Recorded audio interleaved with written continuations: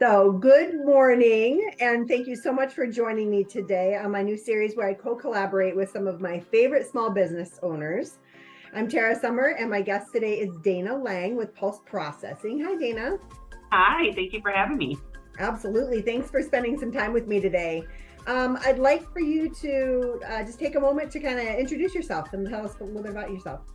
Yeah, so my name's Dana Lang. I am one of the co-owners of Pulse Processing based out of Detroit, Michigan.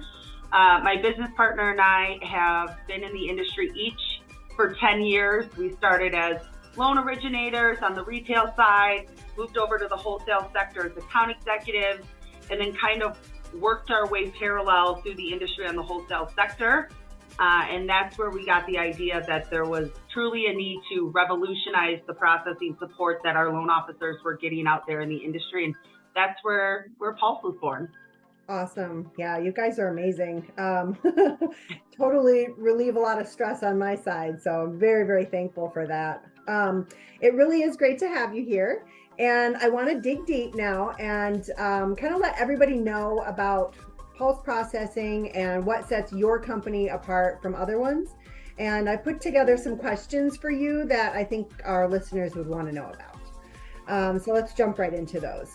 The first one I have is, can you provide me with an overview of pulse processing and your experience as a mortgage loan processor?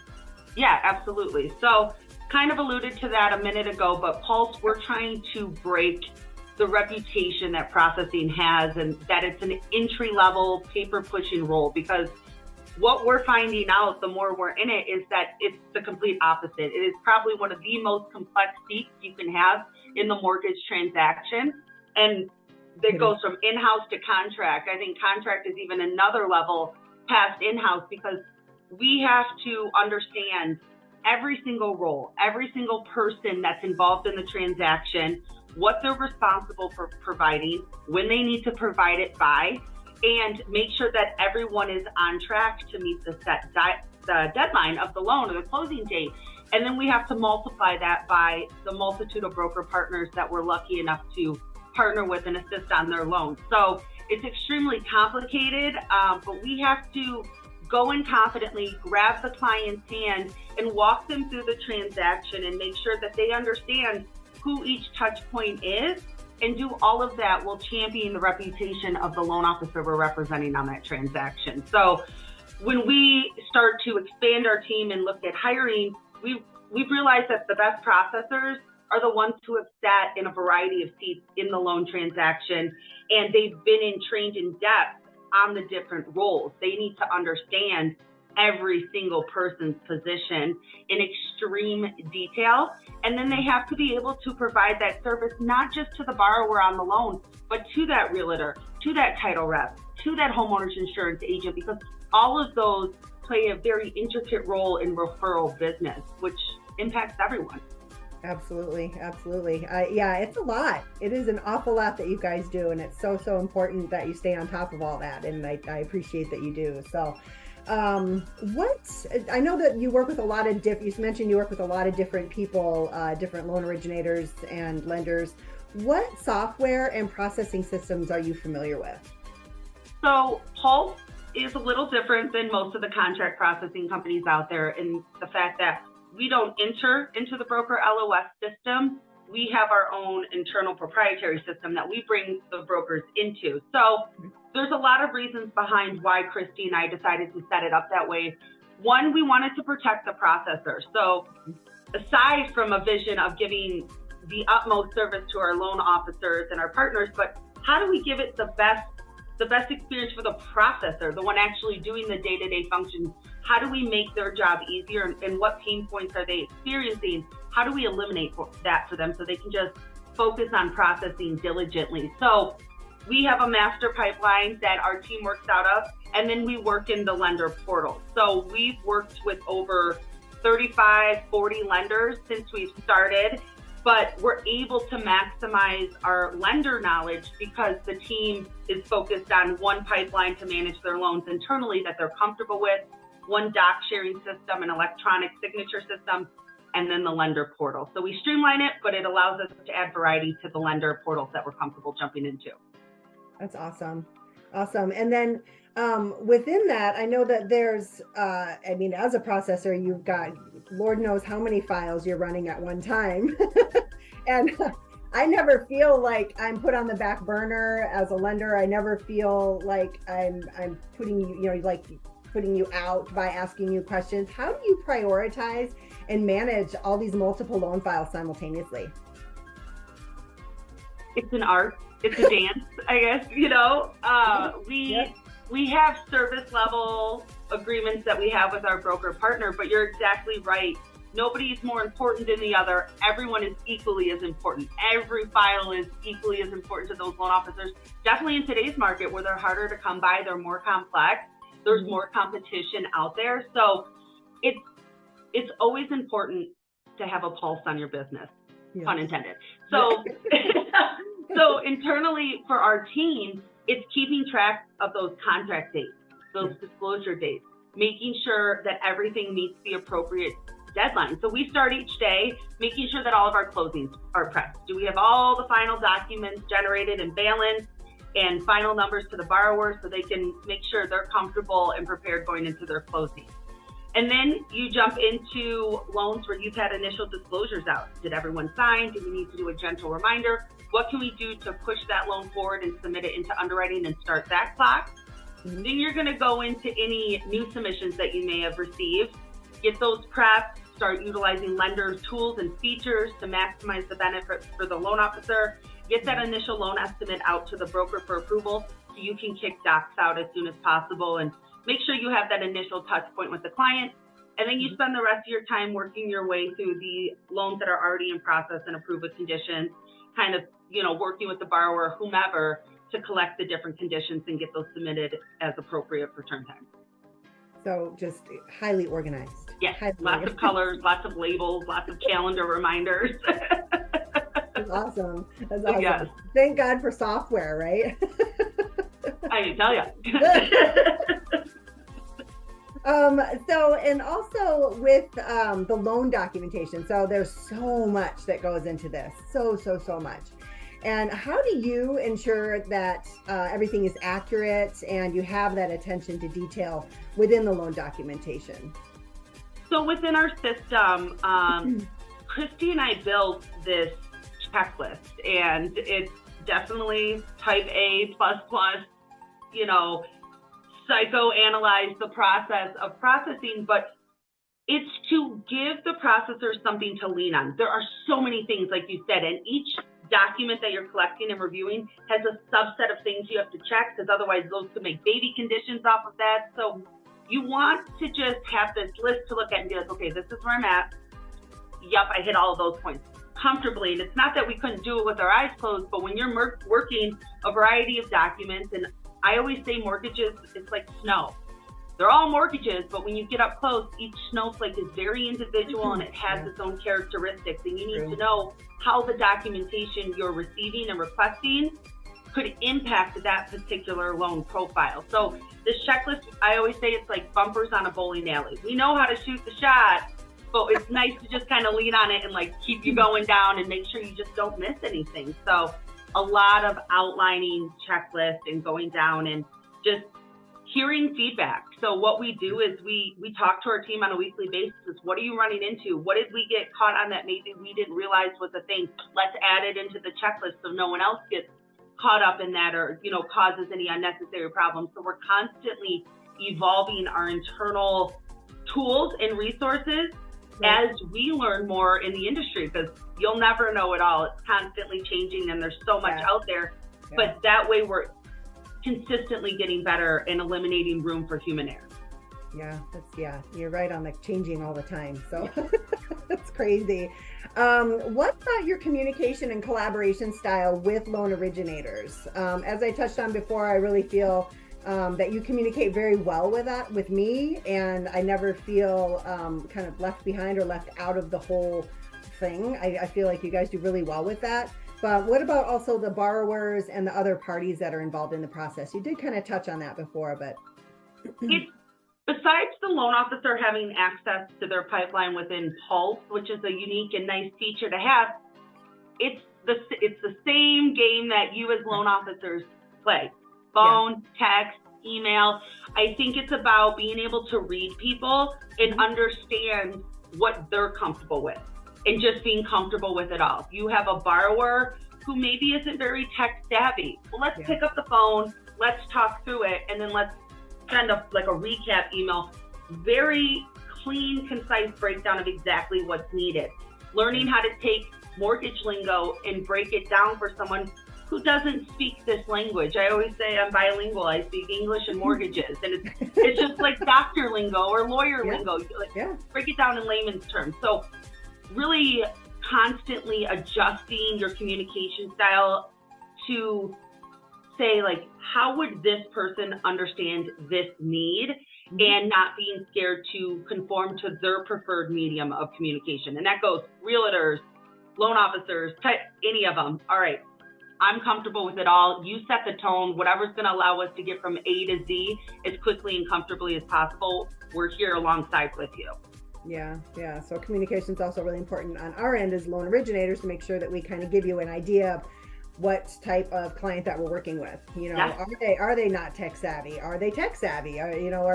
Do they require a lot more hand holding, so on and so forth. So and making sure you as a loan officer are prepared at a moment's notice. If your realtor partner is calling you, hey, what's going on with this file? Just wanted to check in. Or I know a lot of loan officers do weekly updates with all of their realtor partners. It's our job to make sure that you have the most accurate, up-to-date, current information on your borrowers and the loans, and if we can release contingencies comfortably, or just where you stand. So at the end of the day, you look like the all-star that you are. You continue to earn that referral business, and we kind of just sneak off in the background and continue working the file. Somehow I don't think that's fair. That's what we do. We're like little ninjas. We just like come in, deliver it, and then we sneak back in the background and disappear. No, you don't disappear. I tell everybody how thankful I am for you guys. So you're amazing. What about now this is huge in our industry. What about tight deadlines and like working under pressure? How do you handle that? I mean, such as every day in this industry, right? Yep. It goes back to what we're talking about: organization, properly setting reminders in each loan so you don't miss the deadline. So when we get a file, the first thing we're doing is we're looking at that estimated closing date. Then we're looking at what is the very last day we could possibly get the CD out in order to meet that deadline. Right. Also looking at any contingency deadlines, appraisal deadlines, inspection deadlines, and we actually map all of that out and set reminders. So we are constantly seeing those deadlines as we're working the loans. So you're not like, oh, did that go? No, it's all in front of you. It's all mapped out with the dates marked. And then we also provide those in our notes to our brokers. So they're aware, like, hey, title was ordered this day. Turn time is 2 days. It's expected this day. Homeowners insurance this day, expected this day. So it's really just staying organized and mapping out those dates. With Pulse, and just speaking to our team specifically, when Christy and I assign loans, we also analyze capacity, lender and broker knowledge, and we pick our team members to work the files very, very intimately. We ask them, hey, how's your file load now? Can you take on another? This is when it's expected to close. Are you comfortable reaching those deadlines? And we allow the team to have that very transparent communication back and forth with their production requirements and goals, because there's no good offloading loans on people who aren't in a position to handle them. You're just bogging down everyone's pipeline and jeopardizing the client experience at that time, which isn't what we want. So we make sure that they're in a position to openly receive that specific type of loan. And then you just take off running. So if you don't mind, I just have a really good example of this that just came through. I'd love it. We received more. It's unfortunate, but we deal with humans in this industry, and the loan officer was partnered with a internal processing team member of theirs that just wasn't really aligning with his needs, and unfortunately was not giving the best service to this loan officer. He called us in a scramble. Hey, this loan is already approved with conditions. Yeah. We were told it was being worked on. It was not being worked on. We're coming up to the close of escrow. These borrowers are freaking out. The sellers don't want to extend anymore because they feel like they've been a little bamboozled by the whole experience. Yeah. Can you help? And this loan was literally submitted us to Pulse on the 11th of July, so just a couple days ago. Yeah. The processor jumped in, started scrubbing everything, made an organized list, was not scared to pick up the phone and talk to that borrower who was already disgruntled with the process at this point. That can be scary. Yeah, it is. Yeah. You have a lot of money on the line, a lot of time, your emotions. And so just get in there and just be like, hey, we can't change what has happened, but we are going to get you to the finish line, and this is what we need to do it. Let's go hand in hand and walk through it and knock it out. And in 48 hours, she had that loan CTC'd and met the closing deadline. So we understand what's at stake, not only for the buyer, like that's a huge emotional purchase and investment, but for the reputation of that loan officer and how that could hinder his future business. And that's the last thing we ever want, right? So we really try to empathize with the people sitting in those chairs and be like, what would I want to receive if I was the loan officer, if I was the buyer in these high pressured situations? And we really try to deliver those expectations. That's awesome. Amazing. Consider your flip. Pat myself on the back. Now, also out there in the mortgage world, we know there's, you got your FHA, you got your VA, your conventionals, jumbo loans, stuff like that. Yeah. We also have the non-QM realm. What types of loan programs have you worked with? And and give me kind of some of your experience on those. Oh, girl, what type of loan have we not worked with? Okay. That is the beauty of contract processing, right? We're a melting pot of loans and loan officers and their specialties and their niches that they work in. I haven't met a loan program that we won't process. Perfect. To us, why limit yourself? Right. The team, they're like sponges. They love to learn. If it's a program or a lender that the team hasn't been exposed to yet, Christy and I try to take those files, document it, and really break down a process behind processing for that specific lender. That way, when another one comes in, we can handhold that processor through and be like, yep, this is exactly where you would go. Nope, you can skip that or do this. Right. So they feel like they have a comfortable resource to lean on when diving into a new portal like that. But to me, everyone's doing conventional FHA, VA, but are you comfortable handling those massive jumbo loans for all parties involved? There's a lot at stake. But to us, DSCR loans, I love doing DPA programs because you're helping people who might not be able to get a home fulfill their dreams. And a lot of people will shy away from working those types of loans, or they have adjusting fee sheets based on the number of properties or the employment type or this or that. We just keep it simple. Flat fee, $9.95. We'll take the slam dunks with the more hairy ones because we're a partner with our loan officer and we want to see you through the good and the more complex.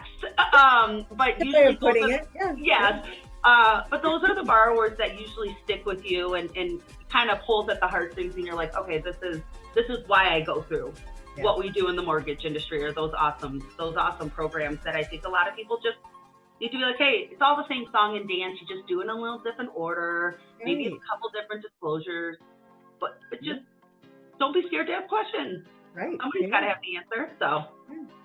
Well, and that's so true. Also, in our industry, as we touched on before, there is constant changes. The regulations change, the compliance changes.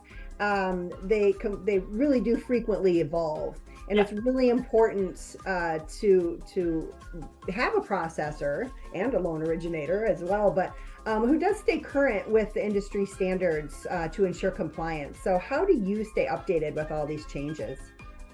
Reading. It's just a giant sponge. So any lender emails we get, they're constantly evolving. So you're trying to stay on the up and up of who offers what and what the requirements are behind it, but also being a part of all the mortgage associations. In a past life of mine, I used to travel and do events for all the mortgage associations across the country, and they all offer a wealth of knowledge and all from different perspectives. So you have nothing to lose by just listening to what they have to say or reading the blogs and articles they put out. I read Rob Chrisman a lot. Those are some good, just quick bullet points on industry changes. But you can't ever be in the mindset of, I've been doing this for the last 10 years and this is how it's been, because I have been doing it for the last 10 years and it is nowhere near the same game as it was 10 years ago.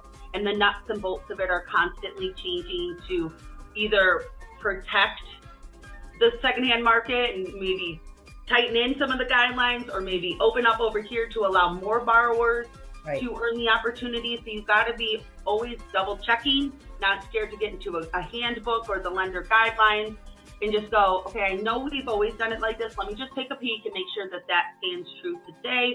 So you move forward confidently in the loan. But a lot of the approach our team takes with our loan officers is, well, if it's hard for us to stay on the up and up and absorb everything from all these lenders and just the industry overall, it's got to be super hard for the loan officers as well. So when we do an upfront scrub on our loans, having that touch point with the loan officers, we're like, hey, friends, I know this is how you set it up, but like, did you know this announcement came out a couple months ago? These are our options now moving forward. Again, it's all about partnership, right? So being able to have that transparent conversation with the loan officers about adjustments or little things that you might notice, be like, hey, friend, you got to look at this. This might not work exactly like you were thinking. Yeah, absolutely. And there's a lot of new people. There's loan originators coming in. There's loan originators going out. You've got people of all different, different points in their career. So they may or may not. And, we have to stay up on it as well. But there's a lot. There's a lot. One of the things, tell you the amount of emails I get from all these different account executives. Oh gosh, yeah. The loan officers get hit hard with that, but it's a lot of good information. I will say the one thing that I've noticed, being able to talk to as many loan officers that I do from a variety of backgrounds, is just expand your mind. I get a lot of, that doesn't exist. No, it does. You just haven't been exposed to that in your originating experience and in your career path, because a lot of people who are entering into the industry in some of these major lenders or conglomerates that train people how to originate, these are our rates and these are the products. And if anybody's saying anything other, that doesn't exist. That's not true. And I remember leaving one of those places and having an epiphany of like, they do exist. There are bank statement loans. There's no FICO loans, and they're not bad loans. They have parameters. Like the world's changed with their compliance guidelines, but getting comfortable and understanding how those products work, and just being open to educating yourself and realize there's always more to learn. There is. So, I mean, I guess that kind of falls on my last question. How are you as far as like receiving feedback and continuously improving? I mean, we kind of just touched on that as well, but how are you with feedback? Can't get enough of it. Good, bad, the ugly, I'm here to take it. I mean, nobody's perfect. We're 15 humans trying to mass process a variety of loans at a variety of lenders for a variety of different personalities. There's going to be feedback received along the way. And to me, when I do receive feedback that maybe is a learning experience, it's not a huge shout out and love, which we always appreciate, but I also understand there's always room for improvement. Right. It's one, just receive it. That means they feel comfortable enough to share this. They look at you and go, you are a person I can actually share something with that I feel would openly receive it. So to me, I feel honored that the loan officer is willing to have that conversation about me or Pulse or the process in general. And if they're giving you a way to improve, that means they want to see you succeed. So why would that ever upset you? It's like, oh, okay, they're giving me feedback from their seat, which is the most important seat. Who would I be to not listen and see if there's a way to implement or adjust? Because if one person's saying it, somebody else might be saying it. So you got to look at it holistically and just accept it with an open heart and realize those are your best friends, right? The ones that are brutally honest with you, and just learn from it. Yeah, absolutely. Well, Dana, thank you so much for your time and all your thoughtful responses. It was truly amazing to spend this time with you today. As I mentioned before, in my experience with Pulse, you guys are on top of everything. You're very quick to respond and handle every little detail. And I truly love how organized you and your team are. Sometimes in my world, it's not quite as organized as I'd like it to be. And it's wonderful to know that, you know, one of the most important parts of the whole process, the processors are very organized, and you always keep me updated via Trello, even with the smallest of details. As you mentioned before, I can go in at any time and I can you know, see exactly where my file's at. And I like all your little icons, your little X's, your fires and your starbursts. And, you know, I love that, and it's really great to see that. I just absolutely love you guys, and I'm just very thankful that you're on this journey with me as well. So you're a special one, Tara. I love you from the day I met you. You're a wonderful loan officer. You know, there's a lot, you know, people should definitely pay attention to what you're doing, because you're doing all the right things. You're diligent with your business and your clients, and you're relentless. You will not give up, and you will find a solution for your borrowers. And it's incredible to watch, and very humbling to be a part of your journey as you grow in this industry. So it's amazing to see. And I appreciate the opportunity to spend time with you and talk about Pulse. So thank you so much. Absolutely. Well, thank you. And please tell Christy that I said hello, and and everybody else on the team. And again, thank you so much. It's been my honor to talk with you today. And I hope to, well, I'll probably talk to you later on today. Yes. We got some files to work on. So I will talk to you very soon, friend. You have a good rest of your day. You too. Thank you. Thank you.